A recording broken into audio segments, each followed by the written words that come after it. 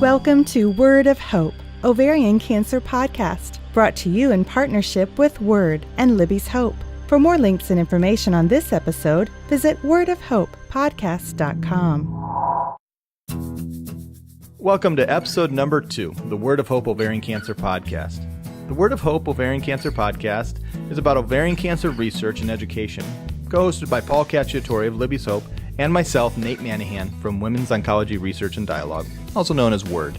Well, currently we're at the start of a multi-episode series that aims to cover 10 exciting ovarian cancer research topics. In our first episode, we talked about Avastin, including GOG 218, ICON 7, and the OCEAN study, and now we're going to talk about PARP inhibitors. Paul, why don't you start by taking us into a quick overview of DNA damage? Every day our bodies are subject to DNA damage. You walk out in the sun, you stay out too long, you get DNA damage in your skin cells. If you get exposed to pesticides, you get exposed to things in the environment that are carcinogenic, it can do DNA damage. The air we breathe can cause DNA damage. But our bodies, through evolving through millions of years, have pretty good repair systems when these types of things happen. And so basically the human body has two basic repair systems. And the easiest way to understand this, I think, is call one kind of the go-to repair system. That's the main repair system that we use. The second one's like an emergency backup kit, if you will, almost like a spare batteries or something in your house, for a flashlight if you need them. And we also know that in ovarian cancer that about 10 to 15% are hereditary. And that's because these women have mutations in the BRCA1 and the BRCA2 gene. And when that happens, we also now know that it increases a woman's lifetime risk of ovarian and breast cancer if she has BRCA mutated genes. Okay, so let's talk about BRCA, or BRCA as we often refer to it. What is the BRCA mutation really all about? So here's what happens. If you have BRCA mutated genes, now keep in mind what that basically means. BRCA is a protein that is essential to this primary repair kit. If you have low or no BRCA protein, you got a problem. And that's basically what happens in these cases of hereditary ovarian and breast cancer, is the BRCA gene is mutated. You don't have the proper manufacture of this protein needed to repair. And we know what happens when DNA doesn't get repair. You can get cancer cells because all cancer is genetic. And so you can end up with some kind of renegade cells by virtue of this lack of repair. So that brings us to the study then. So where do we go from here? Maybe we can talk about PARP inhibitors? So what these scientists did, they're pretty clever. They said, okay, well, these women have BRCA deficient cells, which means the primary repair system is shot for the cancer. What we're going to do, if that cancer wants to survive without the primary system, if it tries to replicate, in some instances, it'll die. It'll just self-die. And so what they've done is they said, okay, well, the cancer cells don't have the benefit of the main repair kit. We're going to take away the backup, the emergency repair kit. And that way the cancer will be left with no repair and it will die. And so what they've done is they've created a drug called PARP inhibitors. PARP is an important enzyme needed for the secondary repair, this emergency repair kit. So you start out with cancer now that doesn't have BRCA1, BRCA2 proteins. It can't do the primary repair.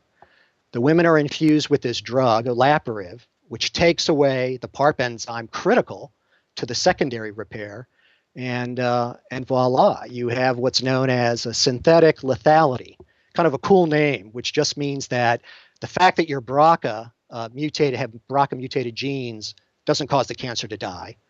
And the drug by itself can't kill normal cells because normal cells have the primary repair kit.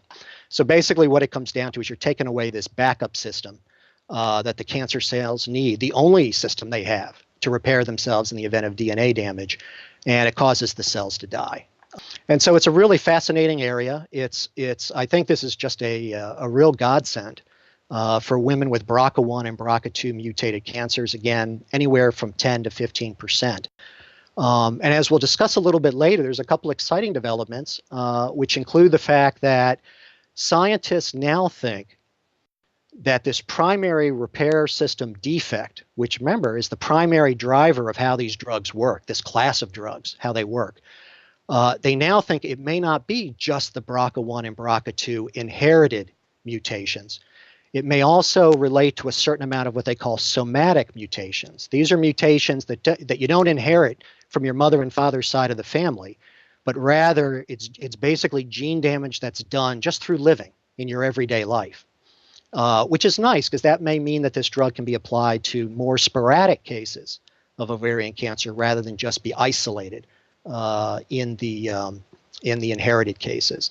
But anyway, the olaparib, really almost a 2009 event. It was reported in the New England Journal of Medicine is when it first got started. And what I'll do is I'll just bring you forward in time. In that trial, 63%, it was a solid tumor trial, phase 1, dose escalation study, which just meant they kept increasing the dose slowly until they hit side effects to see what the optimal dose would be. And 63% of breast, ovarian, and prostate cancer patients had clinical benefit with this drug, which is really, really amazing. Some of the UK folks within that study, what they did is they took the ovarian cancer people in that study and basically created an expanded phase 1 trial for specifically ovarian cancer patients. There were 50 patients. And the numbers on this were pretty amazing. By the time they got finished, 69% of the patients that were platinum sensitive got benefit from this drug. 45% of the ovarian cancer patients that were platinum resistant got benefit, and 23% of those that were platinum refractory, which 23%, remember, refractory is the toughest form of ovarian cancer to treat. It's resistant to many different forms of treatment. And so that was a very, very, very good outcome. And then there was more good news later in 2010. It was reported in The Lancet. They called it a proof of principle trial. We're used to kind of phase 1 trials, clinical trials being those that basically test safety and test for dosage. Phase 2, you're usually looking for some additional results, but they didn't phrase it that way. When they ran this phase 2 trial for olaparib, they viewed it as more just making sure we get to the right dose, making sure that we didn't, really take a good look at the adverse events or the side effects. And they had a very good response. At the high dose, 33% objective response. And remember, objective response at 33% doesn't include stable disease. Objective response means basically tumor shrinkage or a complete response to the drug. And so that's just outstanding. And the side effects were low, mainly nausea and fatigue. But there was nothing that was really, really difficult. Well, to come further into 2010, there were some new additional things that were found. A new assay was worked on by some UK researchers. And in this assay, they found that, and again, this is preclinical, so this isn't in a clinical trial stage. This is all lab work that's being done. But they created an assay that they think is 50% predictive of what ovarian cancers will basically respond to PARP inhibitors, which I think is very, very good. I totally agree. This is some really exciting stuff. What was the name of that assay? They call that a RAD51 assay. It's named after the RAD51 protein. Much like we talked about BRCA1 protein and PARP protein being essential to DNA repair, they think that this RAD51 protein is yet another protein that is important in this DNA repair process. And so what they did is their theory was, we know BRCA1 and BRCA2, we know how the PARP inhibitors work for them. We're going to go ahead and look at sporadic cancers and see how this drug will work on those cancers. And so what they did is they took 50 cultures after they tested 50 cell cultures, and they created these cultures by getting ovarian cancer cells from the abdominal fluid of various women who had volunteered to submit it. And they found out that 40% of those cultures had a normal DNA repair system. Meant there's no problems. It's not deficient in any way. But 60% did have a deficiency. And remember, these are sporadic cancers. These are not the inherited forms of ovarian cancer. And so what they did then is they took the 60% that had the deficient DNA repair systems.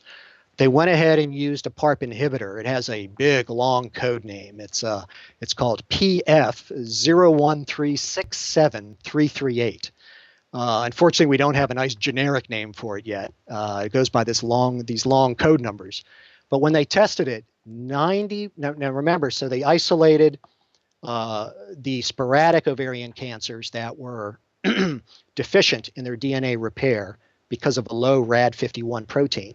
And when they applied this drug, this PARP inhibitor, 90% of those remaining cultures all responded to the drug. And that's pretty amazing when you think about it. It means that what we thought this class of drugs, PARP inhibitors, would only apply to maybe 10 to 15% of all ovarian cancers. It now could be maybe as much as 40% of all ovarian cancers. And so we just don't know yet. It's again, this was preclinical testing. It hasn't been tested yet in clinical trials, but it's a pretty exciting development that we may now have a very specific drug, a class of drugs, PARP inhibitors, which can attack cancer cells but do not attack healthy cells.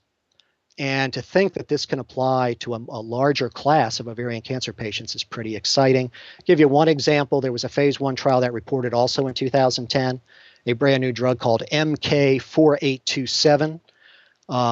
They had an anti-tumor response in both sporadic ovarian cancers and inherited ovarian cancers. Again, findings that are consistent what was just found with the assay testing I just described, and kind of the way scientists are currently thinking about this now. I think in that trial, the MK4827, 10 patients with breast and ovarian cancer had partial responses, and it was pretty good. The progression-free survival ranged between 51 days and a year. So that was very, very good. And much like before with Avastin, I went ahead and did a clinical trial check. And what we have are 11 open clinical trials with PARP inhibitors involving 5 different ones. And those right now, I think I mentioned the MK4827. There's one called ABT888. We talked about olaparib.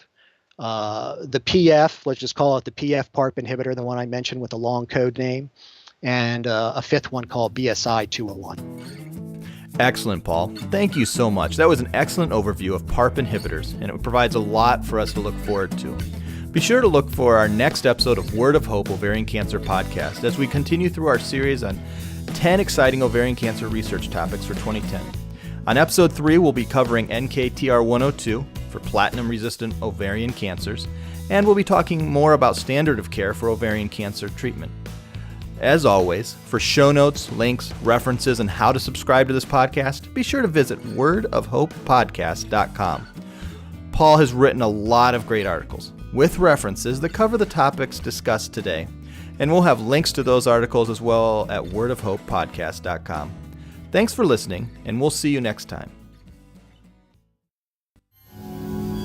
You've been listening to Word of Hope Ovarian Cancer Podcast, brought to you in partnership with Word and Libby's Hope.